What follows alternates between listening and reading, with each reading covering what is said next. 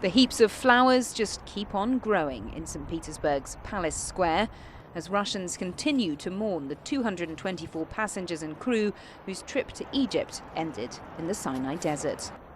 This sign reads, "Why is it so unfair? It hurts very much."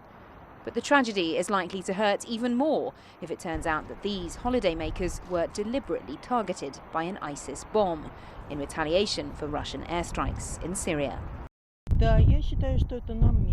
Yes, I think it's revenge. I think they've been intentionally looking for possible ways to hit us outside the country.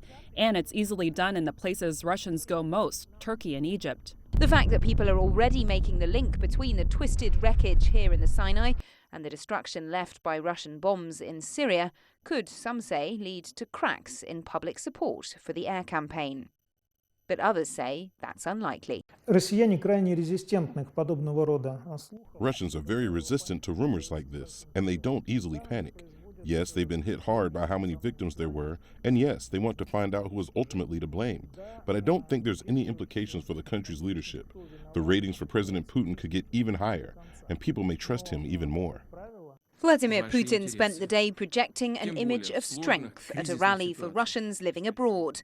His spokesman's already dismissed Britain's suggestion as premature speculation, and the Russian Foreign Ministry lambasted the UK for failing to share its information. It's surprising that public statements on this issue are being not made by experts, but by the British Foreign Minister. And to be honest, it's shocking that the UK government has information which can shed light on what happened in the skies of Egypt. It turns out that this information, if it exists, and we assume that it does if a foreign minister shared it, that this information hasn't been given to the Russian side. This is shocking.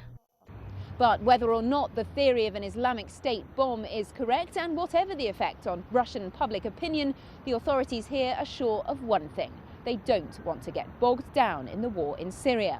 On Thursday, the Foreign Ministry here announced that it has intensified its contacts with the Syrian opposition, another sign that Russia is keener than ever to get both warring sides talking and not let its military or its civilians get caught up in a long and costly conflict. Lorna Shaddick, CCTV, Moscow.